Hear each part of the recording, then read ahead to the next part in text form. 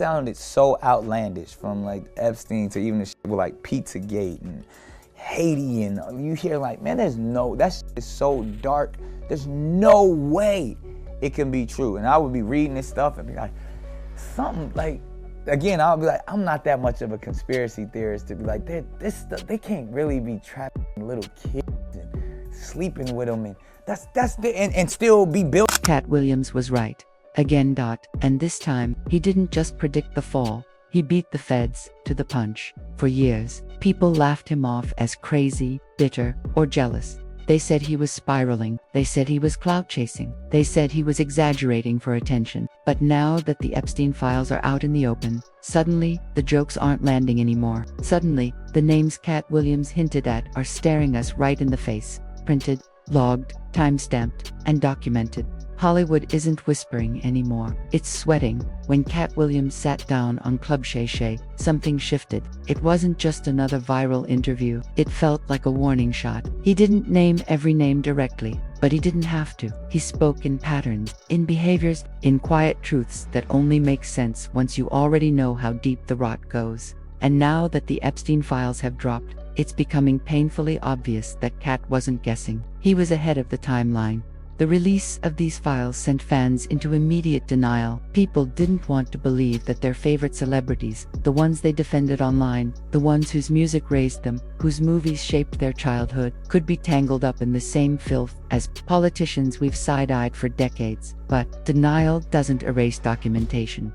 One of the most explosive names to surface was J-Z. An anonymous victim named him in connection with alleged abuse dating back to 1996. Almost instantly, fans rushed to his defense. They argued the timeline didn't make sense. They said Jay was too new in the industry back then, just an up-and-coming rapper trying to break through. No power, no access, no way.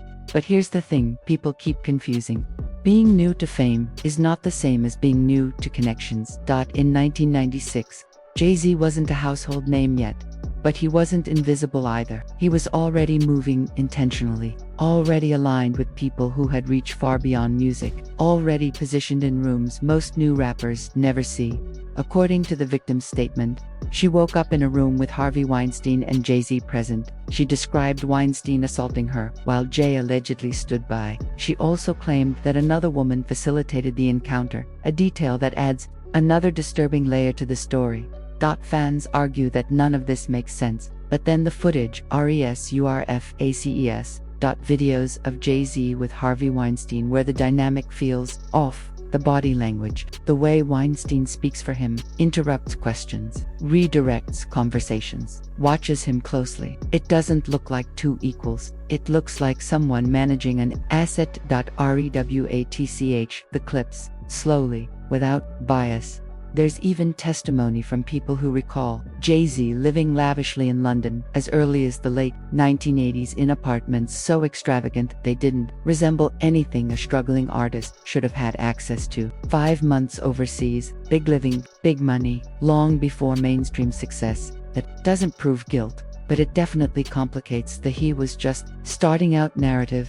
And then the receipts got uglier. Videos leaked, some too explicit to repost, showing Jay-Z at parties that crossed every line of decency. Footage circulating on social media allegedly showed him in rooms where sexual acts were performed for entertainment. Then there were the photos. Jay-Z and Weinstein together at Diddy's 29th birthday party, smiling, comfortable, familiar, as if that wasn't enough. An old Kanye West clip resurfaced, and suddenly his words didn't sound so unhinged anymore. Back in 2018, Kanye openly questioned Jay-Z and Pusha T's integrity. He accused them of profiting off black culture while refusing to protect black people. He said liars had become the face of the culture, and that truth-tellers were punished for refusing to play along. At the time, people dismissed him as unstable. Now, those clips feel prophetic. And then things took an even darker turn when comedians began accusing not just Jay-Z but Beyoncé as well of involvement in ritualistic behavior tied to elite circles. Allegations involving Epstein's island resurfaced. Claims people once laughed at started sounding less absurd when placed next to flight logs and witness accounts. People give Beyoncé a pass, critics argued. They excuse behavior they would crucify others for. The media decides who gets protected and who becomes the villain. And that pattern repeats again and again. Jay-Z and Beyoncé weren't the only names connected to Epstein's world. Naomi Campbell's name hit hard. According to flight logs, she reportedly flew on Epstein's private jet multiple times between 2001 and 2003.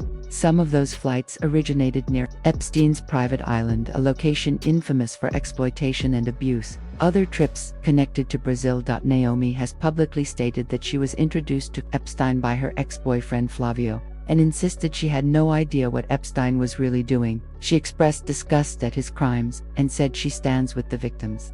But emails in the files raised uncomfortable questions, messages that suggested coordination, planning, logistics, shipping records, and then videos surfaced of Naomi recruiting young models. Behavior critics believe may have been a cover for supplying vulnerable women to powerful men.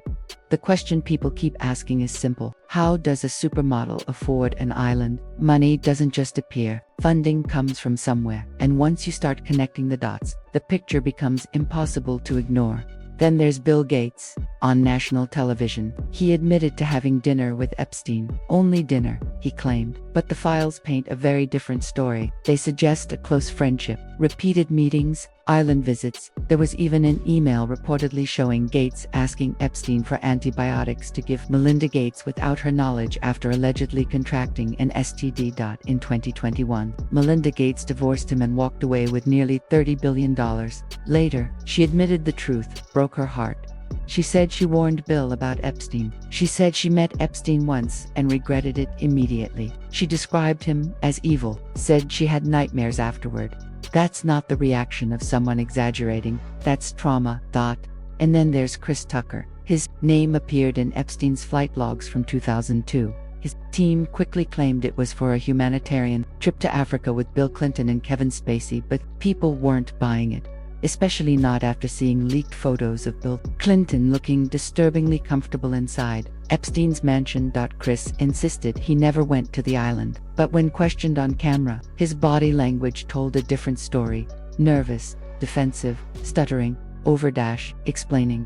And remember, Katt Williams already called this years ago, back in January 2024. Katt said the Chris Tucker we see now isn't the Chris he used to know. He said, Epstein Island Chris Tucker isn't smoky. People laughed. They're not laughing now. Katt wasn't done either.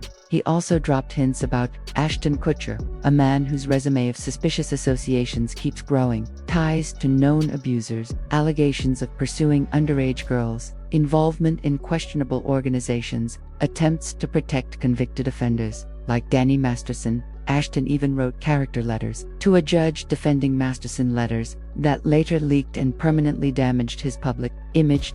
And then there's Nick Cannon. Nick wasn't tied to Epstein's island directly, but he openly agreed with Katt Williams. He admitted that what once sounded too crazy to believe now feels entirely plausible. He even acknowledged whispers about billionaires engaging in rituals the public isn't meant to understand. Some people speculate that Nick's unusually large number of children with different women could be connected to something deeper, symbolic, ritualistic, or strategic. Speculation, yes, but speculation that didn't come from nowhere. Because the scariest part of the Epstein files isn't just the names, it's how many of those names are still untouched, still rich, still powerful, still protected. Celebrities are loud about everything except this, and silence speaks volumes. So now the question isn't whether Katt Williams was right. The question is, how many more files are waiting to drop? And will any of these people ever actually face prison? Or will the system do what it always does and protect its own? Let me know what you think in the comments. And if you want to see what they don't want you watching next.